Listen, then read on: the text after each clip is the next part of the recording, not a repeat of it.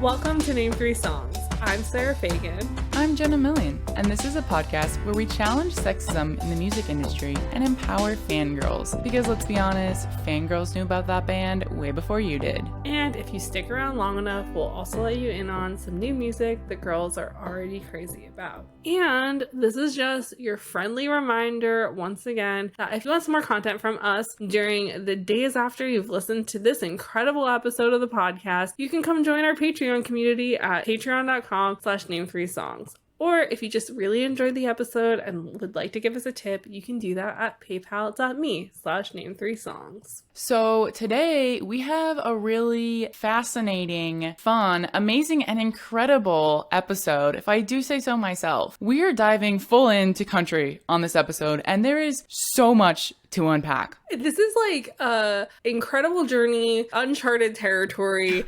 And it was fully just like this wild, incredible ride that this is one of the things that's so exciting about this podcast and doing this. And the fact that you guys sort of let us expand our thoughts and our knowledge on what's going on in the music industry, because you all are so interested in just so many vast subjects, which allows us to explore them, is that we can visit places that we never would have visited before, you know? And I feel like there is so much intrigue and so much going on in the world of country music because there is so much blatant racism and conservative values and misogyny and all these things that have put a roadblock in the way for not only female artists but artists of color and just any minority group whatsoever. Like anyone that's not a cis hetero white man has a hard time in country music, and the farther you get from that, the harder it is to create a space for yourself in this genre. And so after the past few discussions we've been having, we felt like venturing into the world of country, especially with the fact that so much negativity has been sort of popping up in mainstream pop culture news about country artists, that it was an important topic to discuss today. So we've called in a resident expert to be our guide through uncharted territory, which is the world of feminism and country music and making country music a more accessible genre for those that don't fit in with conservative values. So Jenna, would you like to introduce everybody to today's guest? Yes, so today we are talking to Madeleine Molly, who's currently doing her master's degree at the London School of Economics in Gender Studies and focusing on country music, gender, race, and political resistance. For the last 3 years, she's hosted a show on ZARD Radio where she talks all about country and the social issues within the genre, and she recently did a TED Talk called Do You Love Something Enough to Change It? About why she loves country music so much and how she wants to make it a better and safer space. So this is the perfect guest for us. We're so excited to get into this conversation today. All right, we are here today with Madeleine Molly. Thank you so much for joining us. Thanks so much for having me. I'm so excited to start this conversation.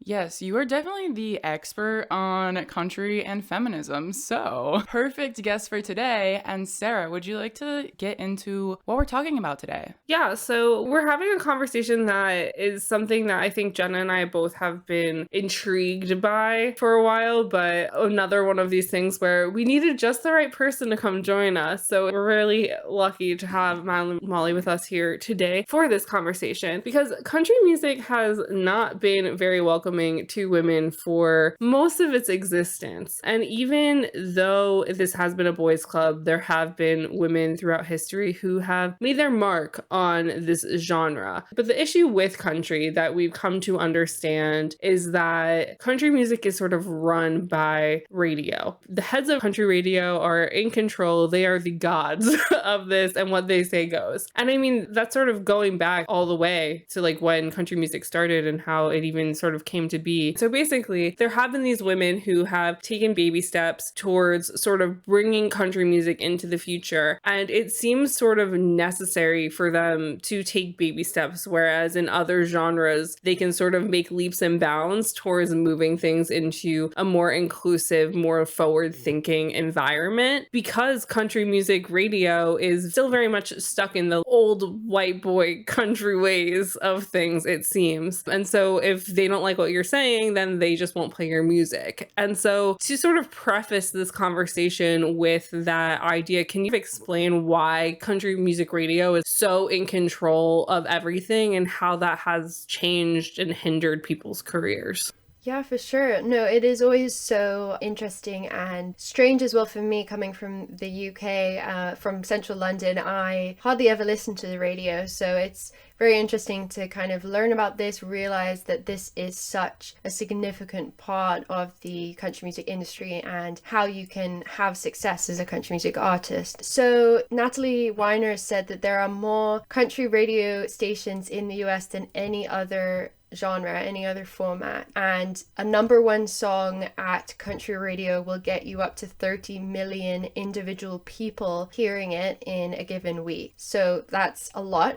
That's why it's so important is the market, right? But up until very recently, basically, if you want any form of country music success, you need to do well at radio, and that means impressing the people who are in charge at radio, which means so many artists do radio tours around the States, and they put so much emphasis on that because you do need to go and schmooze the heads of radio, etc. So as I say, like for me, it's so far, and I'm not really in my car, for instance, ever, but for people in the southern states, for instance, and like the Midwest, I mean, country music is listened to everywhere, obviously, like Canada and the prairies, but basically these are, really expansive spaces. There are huge rural populations, for instance, with limited public transport, so most people do have to drive their cars. So then they're listening to the radio, and what better thing to listen to than a truck song about the country when you're driving in your truck through the country, right? So there are about 2,100 country radio stations in the US, which is wild, and most are owned by 4 big companies. So iHeartMedia, Columbus Media, Entercom, and Townsquare Media. So anything that these huge companies say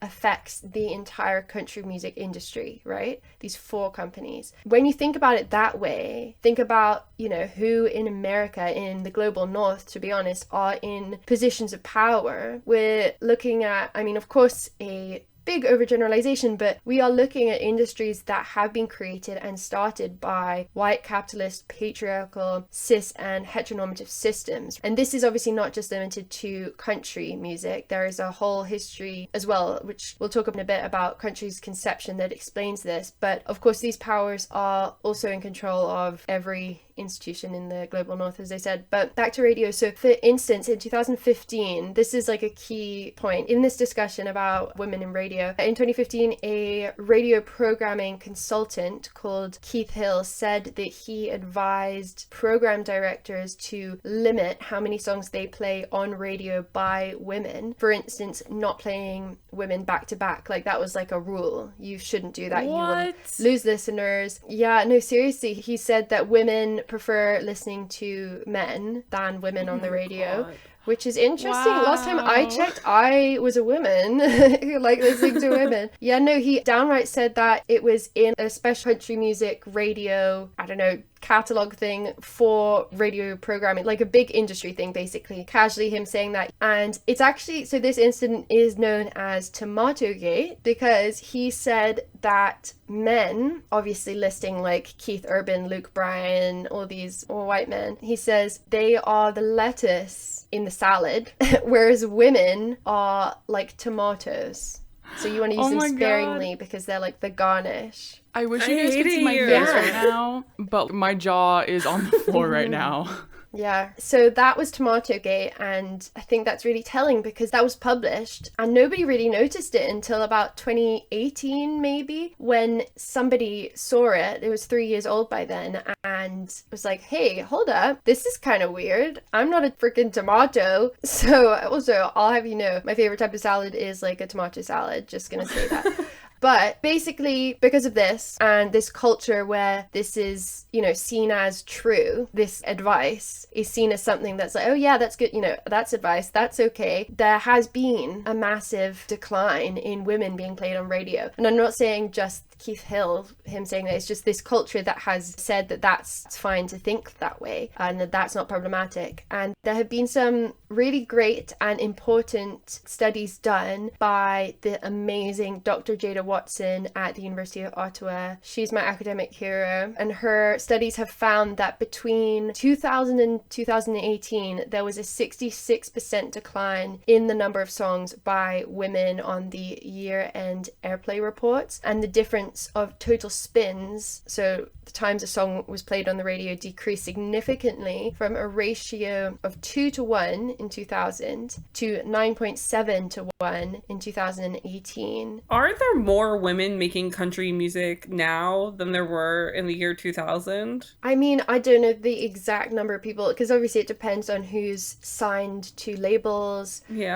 versus people actually making music. Because, I mean, yeah, there are so many women, so many people of color, women of color making amazing country music, but it's not getting the industry success. So that's, I think, a very important distinction as well, is that there's a big difference between the country music industry and country music. Because, as I say, people aren't just not getting the recognition for the music, they're not being accepted into the industry, but they're still very much country music. But it's also like, if they don't like you, like if you're not appeasing to these people in charge, they just won't play your music on the radio, right? I mean, yeah, basically. And there are lots of great examples of that happening. And I mean, a key one is Kacey Musgraves, who obviously is very successful, and she won Grammy for Album of the Year, all genre, a couple of years ago. And she isn't played on country radio because they don't like her, because she is outspoken. She actually wrote a song called Good Old Boys Club about the country music industry and how it isn't a good old boys club, and she isn't accepted, and as well specifically because she wrote a song which just says kiss whoever you want. They didn't like that one. It's interesting because I mean, I found this article on NPR that was talking about how country music excludes women, and they were basically reporting on the USC Annenberg research about women in country music. And there was just something interesting that the researchers said in this, was that people in the country music industry are hesitant to bring up the gender gap issue out of fear of retribution. One of the reasons we did the gender in country music research is that there's so much fear in this space. People are terrified to speak. And I feel like nobody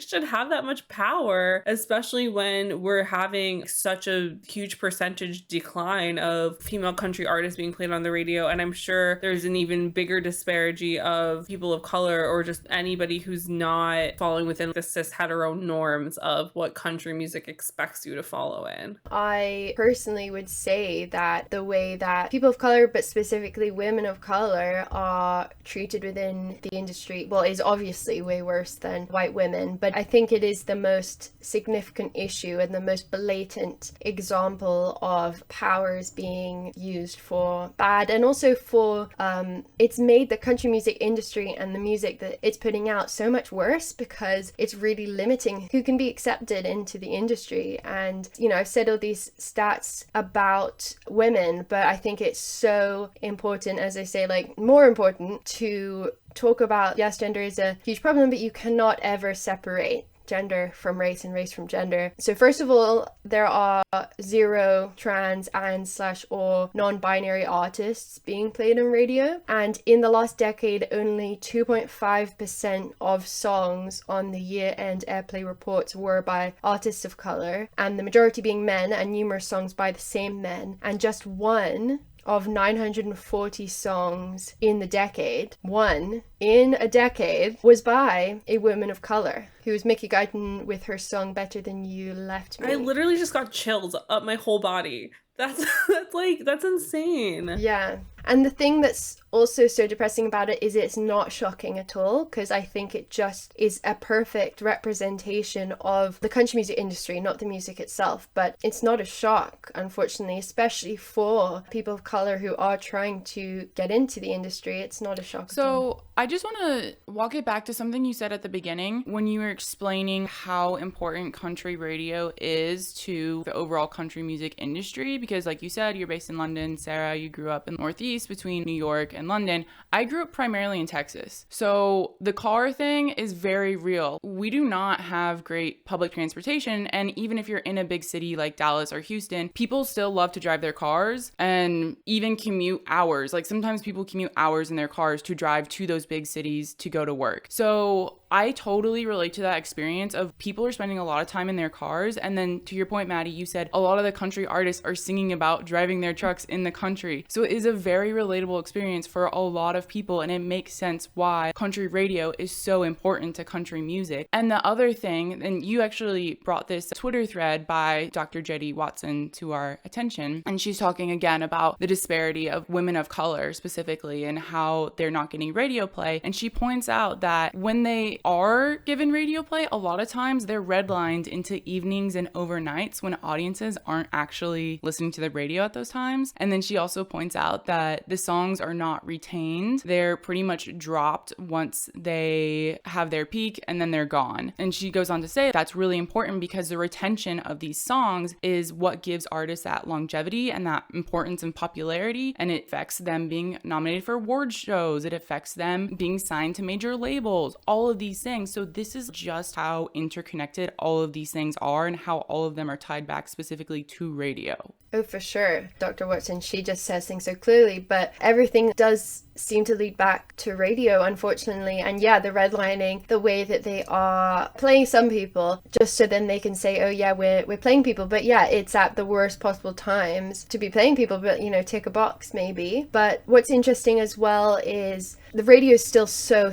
important, but as streaming in the last few years has really started to take off in country, we've seen younger artists, for instance, best example, Lil Nas X, of course, and like the way he was able to use TikTok and then the social medias, etc., and streaming for sure, right? Old Town Road wasn't played on country radio, I don't think, very much. So it's really interesting to see how that was able to be so successful, and the country industry completely didn't allow him in, right? They said the song wasn't country enough. He was going to get a #1 on Billboard Country chart, but they were told that the song wasn't country enough, didn't have enough elements of country music in it, which is a shame. It was a country song to me, and I mean, what even is country music? But that's a whole other conversation. So I'm just curious, how did we get here? You know, because Jenna and I focus a lot on sort of rock and roll music because that's where our passion lies in music, and we know that rock and roll came from Black people in America creating music, and how at that time there was a differentiation between Black and white music on the charts, and it literally just was as plain as day. But a lot of the music at that time, when it was white music, it was country music. And so my question for you, and I think a lot of our listeners would probably be very thankful for some sort of background of, is the preconceived notion that country music sort of started as a kind of racist thing a real thing, or is this something that's in our minds? And how do we get to this point where we are so far into us trying to push towards more equality, and yet this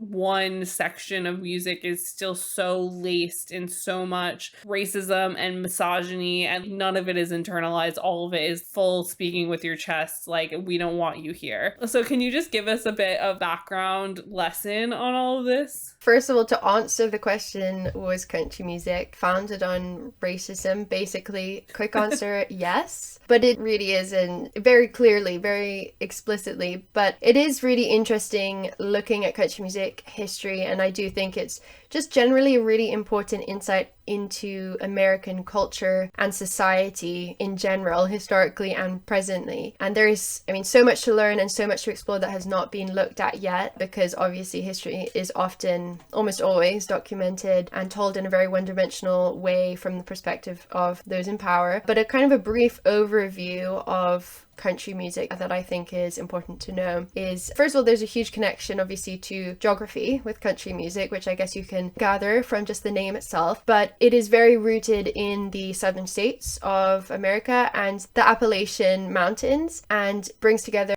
musical traditions from Ireland, England, other places in Europe, the Mediterranean region, Acadia in Canada, Cajun music, but also very significantly major influences from indigenous musicians, Mexican influences in like cowboy culture, and heavily on music from Africa that was brought to America by enslaved people. So then we have the beginnings of what we now call country music, with people like the Carter family and Jimmy Rogers, who were signed by this guy called Ralph Peer in the 1920s in Bristol, Tennessee. And also it's very important to remember, again, that both the Carter family and Jimmy Rogers learned how to play guitar and lots of musical stylings like blues from black musicians. So the Carter family from Leslie Riddle and Jimmy Rogers from Rufus T-Top Payne, though of course neither ever get the recognition that the Carter family and Jimmy Rogers do. So Ralph Peer, he is known as the father of country music for basically founding the industry, but he is a very huge reason why the present day country industry is so messed up. So he decided that he was going to split the genre into hillbilly music for and by white people and race music for and by black people. And he basically did this supposedly for commercial reasons. I mean, okay, so hillbilly music basically was created by black musicians, but they were completely and actively excluded from the growing industry. And of course, hillbilly music was promoted and used versus race music was not invested in as much. I mean, what you're saying right now is essentially copy paste of what happens with rock and popular music, of the popular charts being white people and then having the blues charts being entirely separate, but it being music inspired by black musicians. So it's crazy that it's basically the same history right now. Oh, for sure. And there's also a big overlap because with rock and everything in Memphis, Tennessee, there's lots of crossovers. But I mean, basically hillbilly music then became what we call country music now. But it's just really interesting because knowing that history, then you can see that country music was literally created to be a system of anti-blackness and to be a system of maintaining whiteness. Yet people nowadays, and historically through country music, but definitely nowadays, always say not to bring race into things and to leave race out of music, just enjoy the music. But that is the very genesis of country music. You know, also I'm just thinking, it's not that rock and roll is so much more diverse than country, because as we're saying, country radio is where a lot of the problem lies, but that doesn't mean that there's not POC country artists out there doing things independently. So like representation, obviously a huge issue, but I think, Sarah, to your point, country then became at some point, and maybe Madeleine, you can help fill this in, became very closely intertwined with conservative values. So the racism that we're seeing is very overt, whereas in rock and roll, it's a lot of covert or like internalized racism and misogyny that we're seeing, but people within the rock world are more willing to talk about it than country. And I think that's because that's where that conservative viewpoints tie in. For sure. I mean, the connection between conservative politics and values and country music is really interesting. I always feel like I don't know enough about it, but I'll do my best. But definitely there's this big tie to Christianity and churches, for instance. So there's lots of kind of like traditional family values seen there. And so often that is used as a justification for not, for instance, openly supporting like the LGBTQ plus community. And I find it just interesting as well because, as I was saying, like there's a lot to do with geography and rural communities, for instance working class communities. And I find it really interesting as well the conflation of racism and homophobia, misogyny with rural working class communities, because that's, I feel it's very off and not fair. It's a lot more complex than that, and it doesn't just mean if you're working class you're going to be racist. That's so problematic. Yeah, so actually, we're unlocking some memories right now. Taking it back to college, when I took my American South on film class, we actually talked about this. So basically, from my understanding of things, what happened was in the South, you know, you had rich whites, which were plantation owners, and then you had poor whites, which would be the working class. And so when slaves were emancipated, then it was suddenly like the poor whites and black people were on the same playing field, and the poor whites didn't like that. And so that's where we get like the redneck kind of like hillbilly stuff of them othering themselves, being like, we're better than you, even though we're both poor, we're white. And so I feel like that's kind of where it starts to tie into country music, of them closely identifying themselves with the hillbilly music identity. And I think that's where we start to see these things diverge. Well, my other thing is that like Johnny Cash, who is very prolific in the history of country music, he wasn't like conservative values or any of those sorts of things. At the time, I think he probably was a bit more probably forward thinking, or like his music wasn't as laced in all of these same issues that we sort of talk about. And so, because I know that like at some point there was also the country music was more like blue collar. It wasn't so much like redneck, racism, like all these things that you tie in sort of like the white supremacy side of sort of country, where it's just like being racist and being not that great. Because you have all these songs today that are sort of guys singing about like their wives and their girlfriends and these things, and the songs are very just misogynistic about them, but they think that they're love songs, or they're singing about getting drunk or going out with their guns and all of this stuff. But then you had the music of Johnny Cash and like Hank Williams of sort of just talking about life. And so it seems like when country music started, as you said, like, yes, it started, there was lots of racism, all that sort of stuff. And then there was this period of people just sort of singing about life in the country sort of thing. And then it seems to have taken at some point a nice little turn down white supremacy lane and never really looked back. And you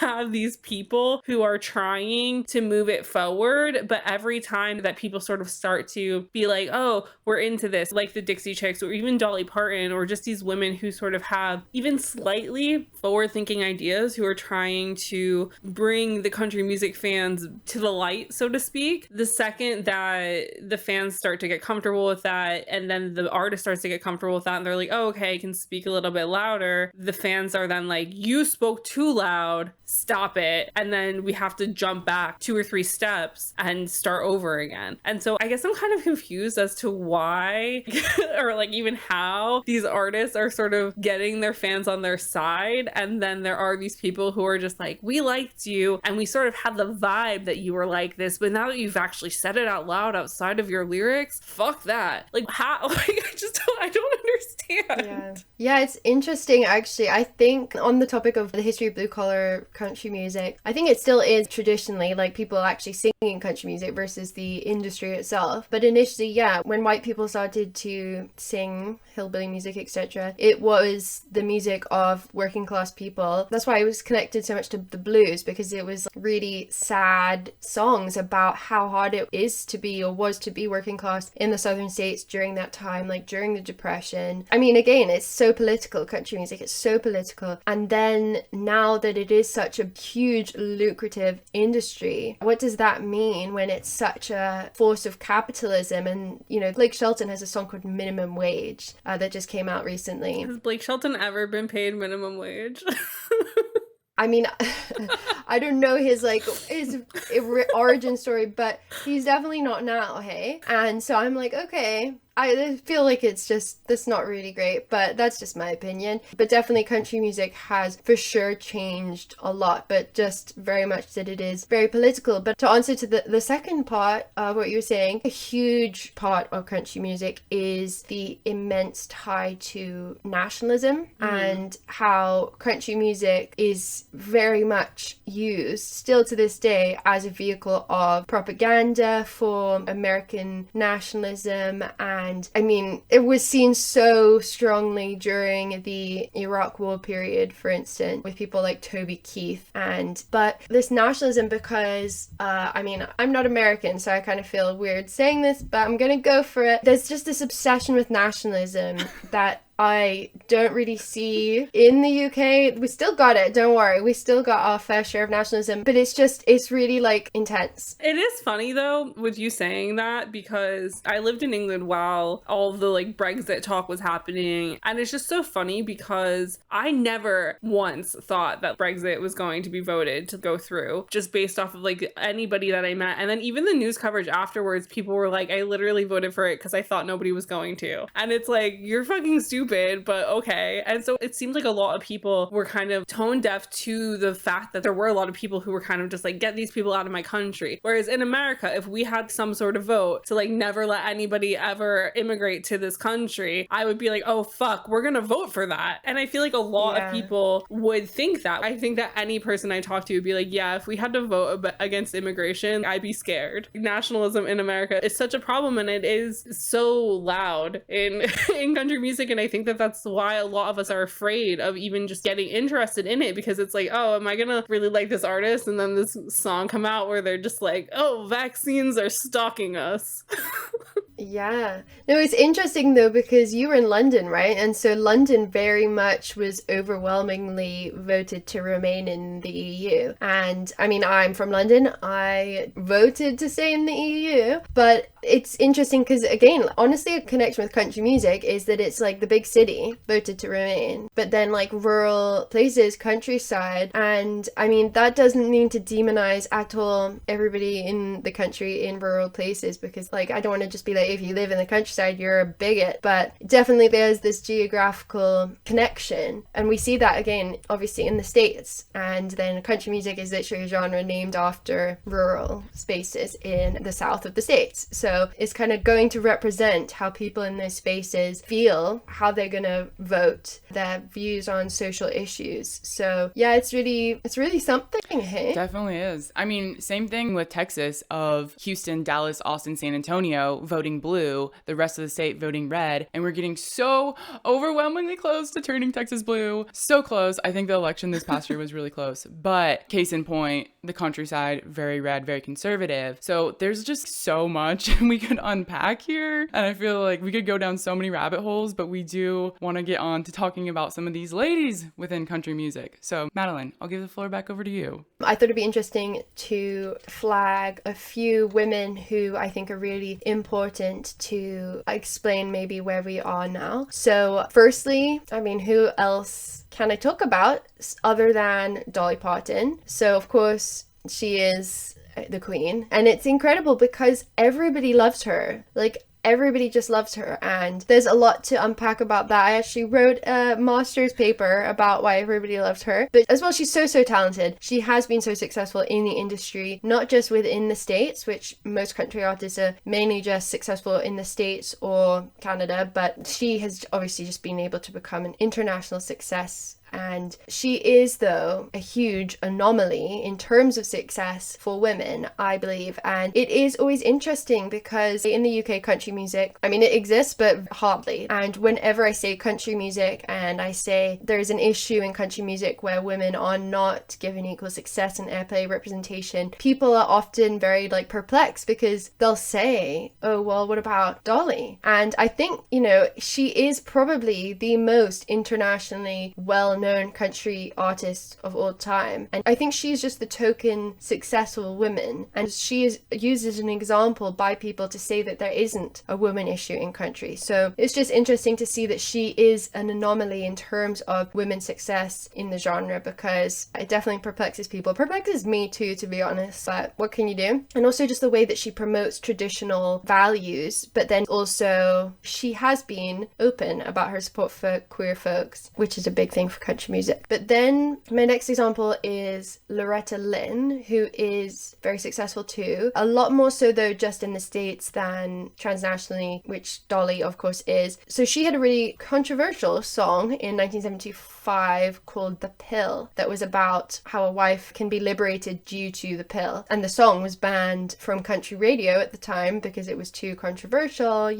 Women choosing what to do with their own bodies is, it's a bit risque, hey? So she was always really supportive of working class causes. She grew up working class women, but she very much promotes traditional values. I think she actually has 6 kids or something, 7 kids. So I'm like, the pill didn't work for you, hun. But she also was very supportive of Trump, for instance. Not that he was a perfect display of traditional values, but that is another conversation. But basically just really interesting because what does that mean for country women when we see lots of women in country who claim to promote women's rights, etc., but really do not? And that's a big part of country music. And then I want to mention Linda Martell. She was the first Black woman to record specifically for the country market in a commercial way, and the first Black woman to sing at the Grand Ole Opry, which is the most important stage to sing on for country music and still is to this day in Nashville. She was signed to a label in the 60s, and the label was actually called Plantation Records, which is so awful. But again, completely not shocking and actually a really great demonstration of country music's culture. So again, not a shock. So she got 2 top 40 country hits, and I believe she is still actually the highest charting woman of color in country music history, which again is so awful and not shocking at all. But that was in 1970, I think, was when she got that, and she's still the highest charting woman of color. So she left the label because they were not paying her royalties. They were focusing way more on another artist who was white, believe it or not, and also because she called out the racist name of the label, and the head of the label, Shelby Singleton, basically told other labels not to sign her when her contract was up with them. So she was ostracized from the country music industry, and that was that. Her career was over basically in 1970, and she is now 80 years old. She had her 80th birthday very recently, and her granddaughter is making a documentary about her life and her career, which will be really, really important, and to reclaim her story. And then we have 90s country, which we saw this girl power moment where we had the Chicks, formerly known as the Dixie Chicks, Shania Twain, Faith Hill, Reba, Trisha Yearwood. We had all of these white women, but people promoting very badass women, singing about, you know, Man, I Feel Like a Woman by Shania, iconic. So they became huge, and we did see this increase of representation in a commercial space of women, and that was great. And then it all came crumbling down in 2003. This is the thing, is it's like, as you were just saying, there were these tiny little steps sort of being taken by women of either, like you said with Dolly, being like, yeah, LGBTQ people deserve to have rights, or with Loretta Lynn making a song about birth control, but then also being like, I'm actually a raging Republican. And so it's these interesting things, because I feel like, especially as you said, Dolly is this anomaly in so many ways, where she's viewed as like an LGBT icon, and it's like, she's done the bare minimum when you think about other ally artists, you know? And so, I mean, I can fully see, like, after you talking about this and us doing research for this episode about how and why the Chicks happened, and how I was saying before about how you kind of just test the waters. And I mean, Natalie Maines from the Dixie Chicks, she joined the group later on. The Dixie Chicks had been around for such a long time prior to her joining the group, and she joined the group to sort of make them more radio friendly because of her voice and her style of singing. But she also was just very loud and outspoken about her viewpoints, and very left-leaning, especially for country people, but just in general, just like a left-leaning person. Because like, I grew up listening to the Dixie Chicks. We're not a country music family, to say the least. That's just never really been something we've ever fully listened to, but my mother loved the Dixie Chicks. And so it sort of felt like, not only lyrically, but also just like with statements that they would make and other things, that especially Natalie was sort of trying to take the Chicks in this direction of moving country music forward. And then you have the iconic 2003 moment of them performing in London at a show, and Natalie just denouncing George Bush. Absolutely iconic. Like, name a more important moment in American history. Can one of y'all share what was actually said for people who don't know? Okay, setting the scene. We are in 2003. I think we're about 10 days before the American invasion of Iraq, and the Dixie Chicks were on stage at Shepherd's Bush Empire, and they're about to sing their song Traveling Soldier, which is about a woman missing her man who's a soldier, and it's a sad song, and it's not really political, it's just saying war doesn't need to happen always, kind of thing. So they're about to sing it, and she says, we're on the good side with y'all, brackets, we were not good, Britain, FYI, we then joined the war ourselves. And then she said, we do not support this war, and we are ashamed that the president of the United States is from Texas. And then the crowd went wild, and the Guardian newspaper did a review of it that came out about 3 days later, and it said, oh, and then she said, blah blah. And in the UK, that's kind of like, oh yeah, fuck the government, casual. And in America, God forbid, wow, she said that she was ashamed that your president was from Texas. Like, whoa, a sin. Like, they were shunned from country music. And again, so this is where we come back to radio, all these back to radio, but they banned her. Like, they put a ban on their music being played on radio. And obviously, it's the people in these big companies that own all of the stations, they stopped it happening. So it's all about power here. But that was nuts. And there was also one radio station, I believe it was probably in Texas, hey, who hired a bulldozer to come and invited listeners to come over and throw their albums under the bulldozer, which is fun. Wow. The radio was also calling for people to burn their CDs and like tell them about it. It's just so wild because it very much felt, in reading about just sort of where country music was heading around this time, that the Dixie Chicks sort of at the helm of it all, that they were slowly moving the conversation forward, trying to be more inclusive and more open to things. And it seemed like their fans were slowly being like, oh, maybe we should listen to this. And I think that it obviously, like, as I said, we're not a country music family whatsoever. And so obviously it was sort of making those steps towards also opening country to other people. But this sort of moment also ostracized those new listeners from country, because now you're in this thing where you're like, oh, this community very clearly wants nothing to do with me and my viewpoints as a listener. And I feel like probably country music fans felt sort of the opposite way of like, oh, the Dixie Chicks are closing me out of the conversation, when they didn't even say anything that bad. Like, there's nothing wrong with saying that you're ashamed of a person for doing something that you don't believe in. I'll very publicly say right now, I'm extraordinarily ashamed of my prime minister over here.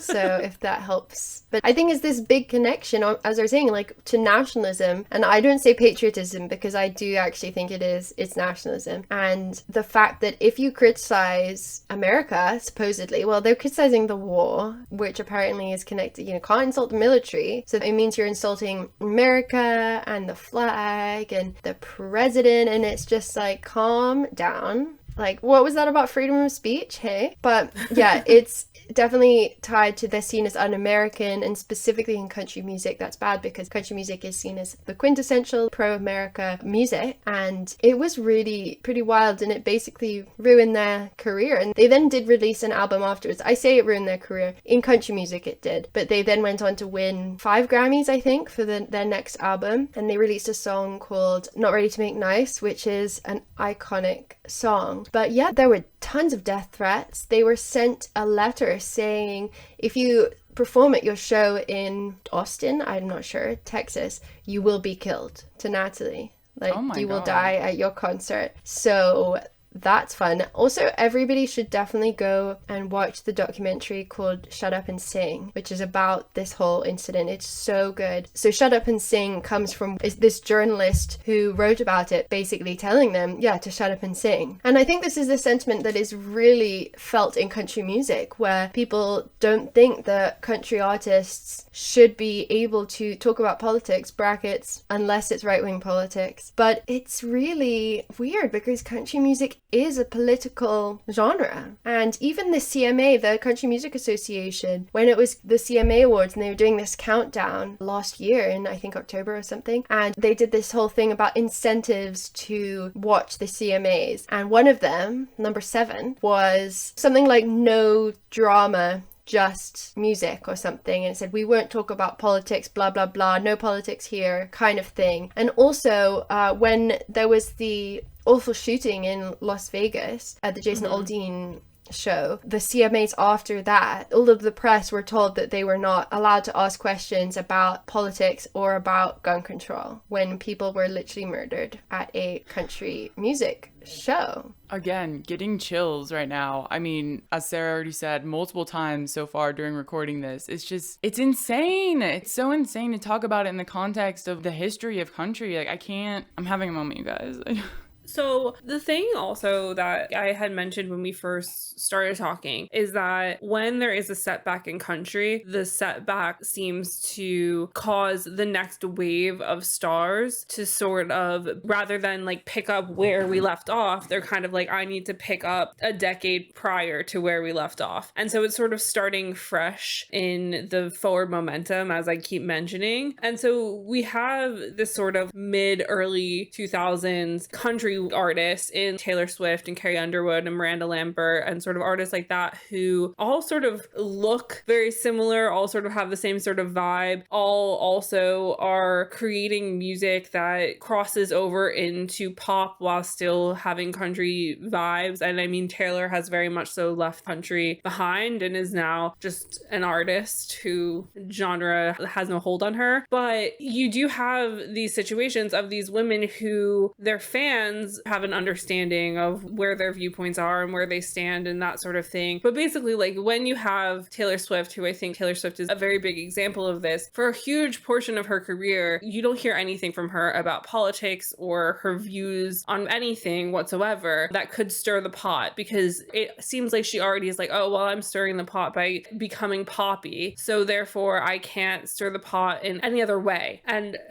like her fans would beg to differ, because they're going to be like, oh, well, Taylor's always been pro-Democrat, pro-LGBT, like all of this sort of stuff. And it's like, okay, but then how did the Aryan way decide that, like, oh, she's our cover girl, you know? That wouldn't happen if Taylor was actually as outspoken as people within the Swiftie fandom seem to believe that she has been. And obviously, of course, in the past 4-ish years, like Taylor has become more open about her views on these things. She's backed a Democratic candidate. But also, as you keep saying, Madeleine, country is a very political genre. The music has always been about politics and about class systems and all this sort of stuff. And so the fact that you have so many artists in country very much speaking of conservative values, and then you have these other artists who are speaking about no values, the consensus for people who don't know these artists is always going to be they're just trying to pander to the general public by not picking a side. And so we have talked about Taylor quite a lot in past episodes. And so I just wanted to look into these other artists who I know have put out music and like created stuff that makes the general public automatically just assume like, okay, they're on the left side of politics. They have more left-leaning viewpoints. And I mean, Carrie Underwood is a very good example of a person who, number one, around like the Obama era was sort of saying how she didn't think it was the place for artists to be speaking about politics. She said in an interview with the TV Guide, I think this was in 2008, she was asked why she hadn't publicly shown support for any candidate during the presidential race. And she said, I didn't support publicly, and I lose all respect for celebrities when they do back a candidate, which I thought was interesting. I mean, yes, this was a very long time ago to make sort of statements like this, but she went on to say about these artists or public figures stating their viewpoints on who you should vote for or whatever. It's basically saying that the American public isn't smart enough to make their own decisions. And she said, I think everybody needs to go check out what the candidates are all about and make an informed decision on their own. I would never want anybody to vote for anything or anybody just because I told them to, which I think is very much just sort of allowing fans to just continue to make the assumption of she likes who I like, which I think she's proven as time has gone on that she is kind of like, maybe I need to push them in the right direction, but do it more gently, because she has had her songs like The Bullet, which was about gun control, and she has her song Love Wins, which is about like anybody can love whoever they want. And so she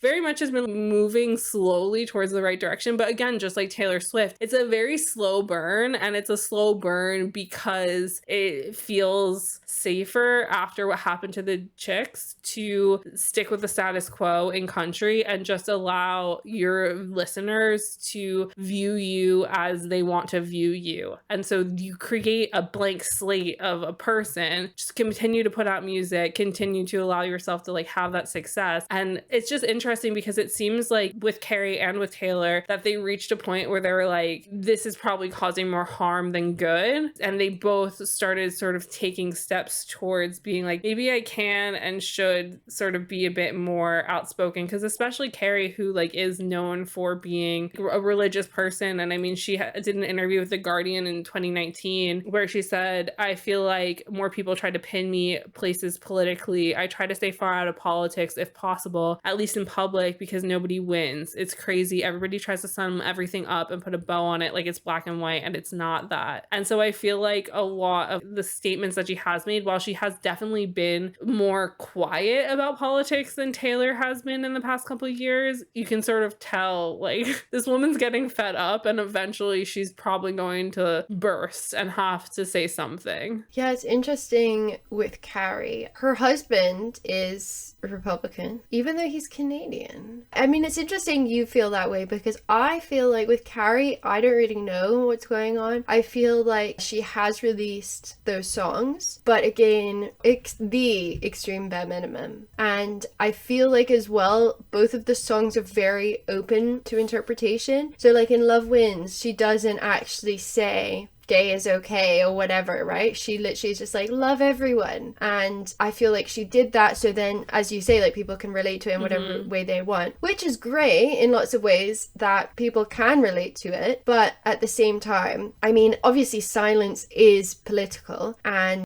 it is a statement that all of these country artists are very much prioritizing their own careers versus actual basic human rights, which is where I really struggle with that. And it's one thing for smaller artists, but the fact that there are these really, really big successful artists and they're not specifically, openly, explicitly stating their support, and not just for like party politics, I mean, with things like openly, yes, saying I support queer rights, supporting trans kids right now when, you know, the country is basically killing trans kids, and you know, not openly saying Black Lives Matter, full stop. But they basically know that it is going to lose them fans, because lots of fans are very conservative, but lots of it stems to this generation basically of white women not speaking out and supporting women of color specifically, and people of color just generally in America, very much is because of the chicks moment and the fear of being chicked. And like Taylor Swift has specifically said that she was always scared. She was always told by everybody in the country music industry that she shouldn't say anything. She can't say anything because she'd be chicked. It's interesting, yeah, what you say about Carrie, because I think a big thing, and this is a really big point I think about country music and women, is that, yeah, white women will talk about women, and they just say women, they basically meaning white women, and they're talking about representation of white women. And for instance, I mean, it is true, like Carrie Underwood, Miranda Lambert, I mean, they're the two most successful, other than Taylor Swift, like they're the three of them are the most successful country music artists like of this generation. But they're obviously, all three of them are blonde white women, you know, they're very much the same kind of thing. I mean, Taylor Swift, love of my life, don't get me wrong, but the fact that all of them have never really said anything, it's completely the bare minimum. Even what Taylor's doing now is the bare minimum. I mean, it's just interesting because, and I guess it's like also me kind of giving Carrie Underwood the benefit of the doubt, which I probably shouldn't do for any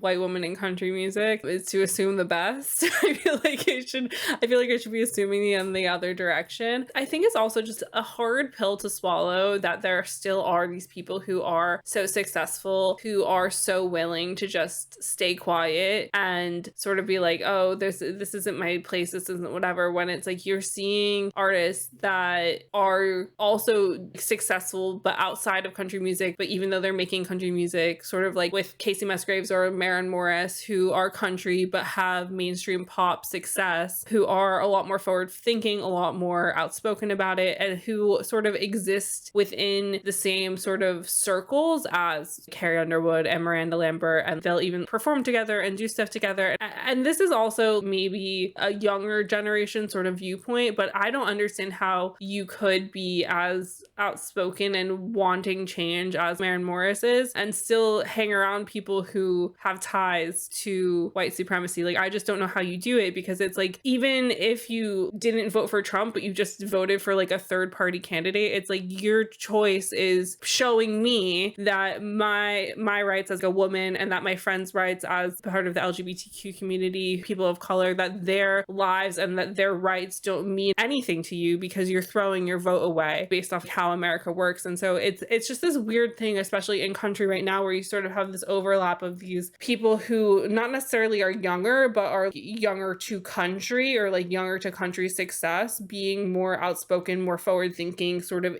being in the same circles as these women who are fine with just being quiet, sort of talking about politics, but not really, and hinting at maybe being left leaning, but like not really saying it. And it's kind of sad, especially with everything that's gone on with Mickey Guyton, that there are these artists who are just sort of willing to be like, yes, we're on her side. We want more Black women in country. Like, she deserves to have the success, but also I'm going to be in a group with Miranda Lambert. And it's like, but Miranda Lambert's not saying a goddamn thing. Like, I just don't like, makes absolutely no sense to me how these people live with that when they're like, oh, like, I'm gonna make a stand that could make country music hate me, but like, I also want country music to like me, so I'm still going to like pander to these other people who have success before me. I think this is the white woman feminism of it all. Like, country's probably one of the best examples of this, of white women being very comfortable not saying anything because it doesn't personally affect them. Like, they're okay to do that and okay to get away with it. That's literally like the definition of what white woman feminism is not speaking up for other minority groups when they're not being treated equally. And then, you know, Sarah, also what we said in our Taylor Swift episode of growing up within this bubble of country and what happened with the Chicks, that's why they're all scared to do this. And I think to your point of like the newer, younger generation wanting to speak up, of like, this is very much more of a younger, progressive, very also online mentality. So if you're one of those people who's like, I'm okay to agree to disagree, like that type of mindset, you're probably in that bubble of people with the same mindset. So that's why we're seeing these things of these women being okay not speaking up, because they've been okay not speaking up. That's what their bubble is. That's what they're comfortable with. They haven't been challenged, and to this point, to speak up on these things. Whereas Kacey Musgraves, being of the younger generation, being much more in the bubble of people who are speaking up, you know, it's that positive feedback loop of like the people around Kacey Musgraves are being very progressive. The people around Carrie Underwood, for example, aren't. So she's not being challenged in that way. Yeah, no, for sure. It's definitely, I mean, as you say, like a perfect example of white feminism and how dangerous it can be. And as well, just like how much it has been damaging to the industry and to the music that's being produced and sent out, because we're definitely really lacking because this is so not diverse in any way. But yeah, it's interesting about kind of having people around you. And I think Marren Morris is again interesting. So she hasn't really been very outspoken until last year. She started to speak up a lot more, and she wrote this song as well called Better Than I Found It. It's a really interesting song about like her feeling like she needs to make America better herself. And I do think she has learned a lot, and I would say she's one of, I don't want to say like the best ally, one of the best allies, but it seems like she wants to do the work, and she is obviously gonna, you know, keep messing up like me. I mean, I'm always gonna mess up in my kind of, you know, obviously allyship's, it's like a journey, it's not a destination. It's all about kind of working every day to try and work on allyship. But she's definitely realized like she does actually need to speak about things. So she, for instance, at the CMA Awards, she won Female Vocalist of the Year, and she specifically said you need to go listen to these Black women, and listed people like Linda Martell, like Brittany Spencer, Rhiannon Giddens, and Mickey Guyton. So for everybody, Mickey Guyton is the only woman of color signed to a major country music label, which is nuts, but not shocking, but nuts and terrible. But I get what you mean about the association of you're trying to stick up for people and then you're kind of listening to their music or you're performing with them. And I've always really struggled with this, because if I find out that somebody is racist or sexist or, you know, homophobic, transphobic, or voted Republican, or if I know any of that, I don't play their music on my radio show, because that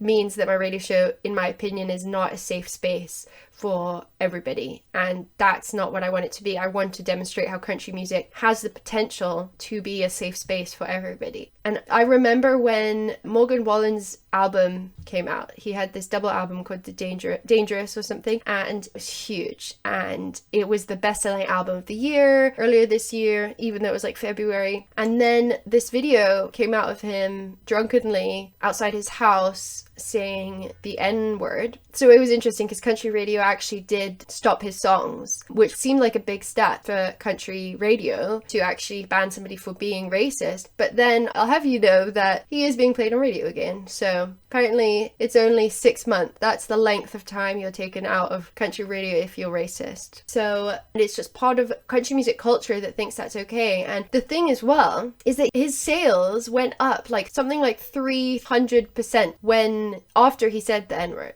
Talked about how when artists do something that we see as quite shocking, we are talking specifically about like Michael Jackson or other artists who have done things that we would consider egregious, that actually their streaming goes up. Like, it's proven their streams actually go up. And so it makes sense that if he said something that unfortunately a lot of conservatives would not find offensive and might actually appreciate, which says more about them, but it makes sense that they're like, oh, this is our guy, we're gonna go stream his music. But on the other side, streaming is giving a voice to the people, letting them vote with their streams versus radio, because we see country radio has this chokehold on the industry. And because we've mentioned Mickey Guyton, this is a perfect example of where streaming comes into play, of like, she had been signed to a record label for years and they have not been letting her put out an album. And then notably last year, she put out her single Black Like Me after the time of George Floyd's death. And she basically put it out without her label support. She just put it out there and was going to see what happens. She ended up getting nominated for a Grammy for it, but also her streams jumped up almost 700%, more than any country artist at all, ever. So she's not getting the radio play. She's not getting radio support. She's barely getting industry support, even though she is signed to a major label. But finally, she puts out this single on her own accord and people reacted in a very positive way to it. And so we're seeing, as I mentioned, the streams and people online support that's been able to kind of rise up. And while it's still not taking down radio, we could see a shift in the future. Well, this is the other thing. I feel like a lot of people who are just like, oh, I like all music, but I don't like country, is because people have the connotation of country being a conservative white supremacist sort of vocal box thing. And so you have this huge portion of the population in America and in other countries being like, oh yes, I would never listen to country music because of that connotation. But the thing is like when you have good country music that it doesn't have such strong messages of white supremacy in the songs, country music does well. That's why we have like Carrie Underwood on the radio. That's why we have Florida Georgia Line on the radio. That's why we have these artists. That's like why Lil Nas X's music, when he was making country music, why people found interest in his music, because it's not bad and it's a really amazing way of storytelling. And I mean, as we said, the Chicks were really successful, Shania Twain, like all these sort of artists who have made more accessible country music have all seen more mainstream success. And so you have Mickey Guyton, who like I'd never heard of her before, and my parents were watching the Grammys and I'm like working in my bedroom and I just heard this voice and I was like, holy fucking shit, what is that? Because she has like the most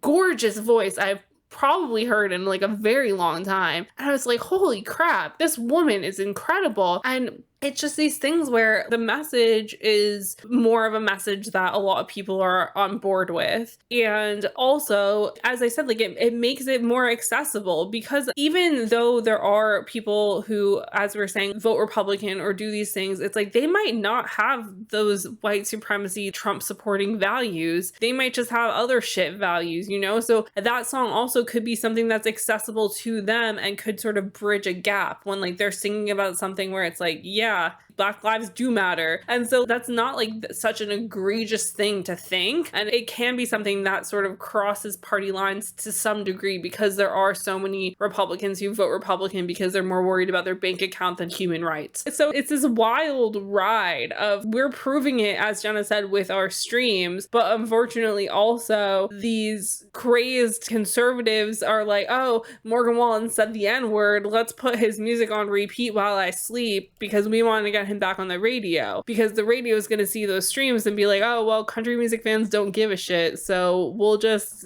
do this as long as we feel like it's okay to, and then we'll just bring him back because that's what our listeners want. And so it is honestly genuinely like a very interesting thing to think about, just like how much you let certain people sort of rule what country is, when country could become more successful and more accessible if you just bridge the gap between these party lines, because there's nothing wrong with being political, because that's what country music has always been. And like, just because it's different to those conservative values doesn't mean that there's doing anything wrong. And it's just so crazy that Mickey Guyton was just sort of held by her label for such a long time, because she was like, oh, all these other genres have people taking leaps. I want to take a leap, which isn't even taking a leap. She just was existing as a Black woman. But country music viewed her existence as a Black woman as a leap. And that's fucking ridiculous. Honestly, I mean, Mickey Guyton's whole kind of career is, I mean, luckily, like, she is doing more successfully now, but it's just beyond wild. Yeah, as you said, like, she was signed 10 years ago. She still hasn't released an album. It is coming, though, which is great. But it was very limited what she could release, what she could say, what she could do, because they would say, basically, it's already harder because you're Black and a woman. So obviously, intersectionality, like, that in itself is very important to acknowledge. And as well, for instance, with the song Black Like Me, she wanted to release that in 2019. I think she was at like an industry event or party, and she went to talk to one of the big shots at her label, and she said, I wrote this song, it means a lot to me, it's called Black Like Me, I would love to release it. And this guy said, people already can see that you're Black, you don't need to sing about it. I mean, everything about that is so wrong, but again, emphasis on that not shocking, because it's just how the country music industry works. And for them, and it's all about being lucrative, it's all about making money, because it is a capitalist institution that would very much prioritize making money over basic values. And like, I mean, it's all very well, fine, you voted Democrat, great.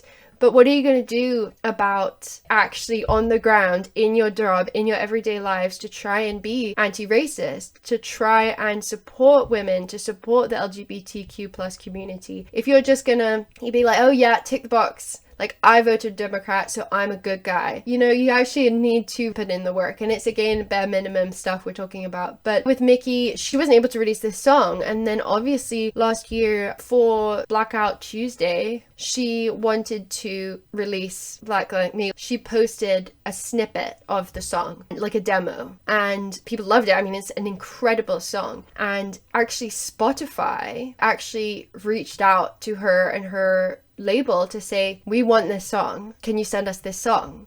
And the label's like, oh shit, we haven't let her record it, so bang this song out. And obviously, thank God, because it's amazing, but it just shows the fact that the label only released the song because it was going to make them money, or like this huge player, Spotify, wanted it, so they had to do it. But they weren't going to do it because Mickey Guyton wanted to release it and to speak her truth. And I think this is as well something that is so important about country music is said to be 3 chords and the truth. And that's why people love it, because it is about storytelling and it is about sharing the, quote, American experience, whatever that means, but it's about real stories and truths. But then when Mickey Guyton wants to sing the truth of America, she wasn't allowed to until we all watched a Black man be murdered. So that in itself is very telling, I believe, about country music, about the country music industry, about America, and about, you know, the fact that we white people need to see something with our eyes to believe that it's real. And even when she released the song, it still didn't get radio airplay. So I mean, as big of, like, we say it was Grammy nominated, she got to perform at the Grammys, all of this, as cool and amazing and important as that is, to your point, it still didn't get played on radio. I was just looking at her Spotify followers and her Billboard chart history. This song has 7 million streams, but compared to like actual really big pop hits, that's, you know, or country hits, that's like nothing. And she also did say in this interview with Billboard, it's not like country radio is jumping at the chance to support women. A white friend of mine signed to a major label was told by a radio promo person that country will not play Black people. Like, this to me is insane. Like, verbatim, her white friend told her they're not going to play your music. And so she basically goes on to say, like, I just came to accept it. And she says, I'm certainly not going to do that by falling in line and shutting up and singing. I've made my peace with that. I'm not going to have a massive career, but I'm going to use the influence I have to open doors for the future generation and support young Black and brown girls. And so I think that's really amazing, and that she's probably very right. Like, as much as we want to support her and we want to be very loud about the racism and misogyny that's going on, it's probably true that nothing significant will change in the time when she's going to be an artist. But that doesn't mean she hasn't left an impact, because she has opened this door. She can be part of helping the next generation with that step up. For sure, and it's so great to see that she is, for instance, supporting younger artists and women of color in country music, and, you know, encouraging other people to. But it's true, like, it's not going to be in our lifetimes. And I think as well, there's a big conversation here about if country music can ever be anti-racist, because it is a racist institution. That's what it was made to be. So could it ever? Is it possible? Because, you know, I don't think the UK could ever be not racist, because that's like, I mean, not what we were founded on, but it's been such a big part of the reason we have the infrastructure that we do, because of the British Empire, etc. So we could never untangle that from our future. And I think that's the same with country music. It is a system of white supremacy. And therefore, there are lots of people calling for basically a new genre of country music that is for everybody. And it isn't a racist institution, because that is what country music is. It's just so messy that you literally have to rebuild a whole institution and a whole genre of music in order for it to be more accessible. As we keep saying, these steps forward should be accounted for. They shouldn't be ignored. They shouldn't be like, oh, you took a step too far. You have to follow like the country radio gods list of things to do in country music, or else how dare you? The world's gonna burn around you. And it's just like, while it is incredible that like Mickey is opening all these doors for other people, it is really sad that this super talented woman, and it's even sadder that she's aware of it, that she's been made a stepping stone. Like, yes, she is going to go down in history, but it's just sad to think that somebody with such a good voice, such incredible like lyricism, such skill, such talent is not 100% going to be remembered for her music, but more so the steps that she created by becoming the bearer of this weight. And that's just so unfair and so ridiculous. And it's just so upsetting that so many people are trying to convince us that like, oh, look how far we've come. And I just feel like after 9/11 happened, we stopped making forward momentum in general. Like, there has obviously been like certain things that have been forward, because now in America, gay marriage is legal. We have these certain things, but also you have so many people working so hard, so restlessly to try and stop forward momentum, and even to just go back in time, that it's like I can pinpoint the exact moment of when things stopped looking up, you know, and that literally is 9/11. I can't remember a time in my life where I have been like, oh yes, we're moving towards like real positive change. It just feels fake, because there are so many people who are stopping that from happening. So like, even though yes, we are becoming more aware, there are so many people who are becoming aware of people becoming aware and are like, we need to stop it. And so the fact that in a Vogue interview, Mickey Guyton at the start of this year, she was saying how she was pandering to an audience that was never going to accept her. And then she goes, I had to stop that way of thinking and realize that the only way I was going to make it in this industry is by holding the door open for other Black women, for other women and people of color and other marginalized people. There's power in numbers, right? If you look at the country charts right now, it's almost all men, which is a huge issue for me. I just want to open doors, burn down that good old boys town, and make it more of an inclusive genre, because so many people would love it if they were given the chance to be able to sing it. And it's just so sad and so infuriating. And as you said, there's literally nothing we can do unless you literally burn down the establishment and start from scratch. And there's so many barriers in the way from that happening in just so many aspects of like American culture that it's genuinely terrifying.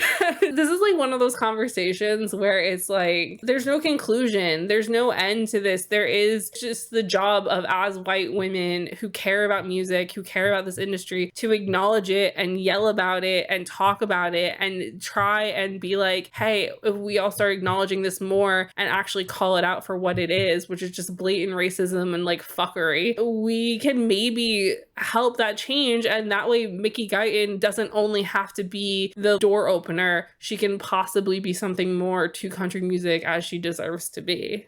For sure. And I mean, the amount of abuse and hatred she has received, death threats to her baby son. I mean, it's just awful. Awful. And why does she have to do that? Why does she have to write a song like Black Like Me? She should just be able to release songs about anything. I'm not saying everybody has to write a song about politics, but why is she not able to not? If that makes sense. Like, why does that have to happen? Why does she have to write and talk about and have to fight her dehumanization? Because, I mean, that's obviously so dehumanizing in itself, having to continuously prove your validity and your right to be in the space when, you know, so many people are trying to fight against it. I mean, a lot of it that she faces, a lot of it is overt racism, just awful. But lots of it is just this not caring. It's this apathy. And yes, the institutions, yes, so much is there are white men in power. But I really just think we always do need to come back to the fact that white women are not doing anything either. And yes, you know, we face sexism as women, but I mean, why do I, as a British person, get to look at country music for the first time, see myself represented? I'm from England. It's nothing to do with me, country music, but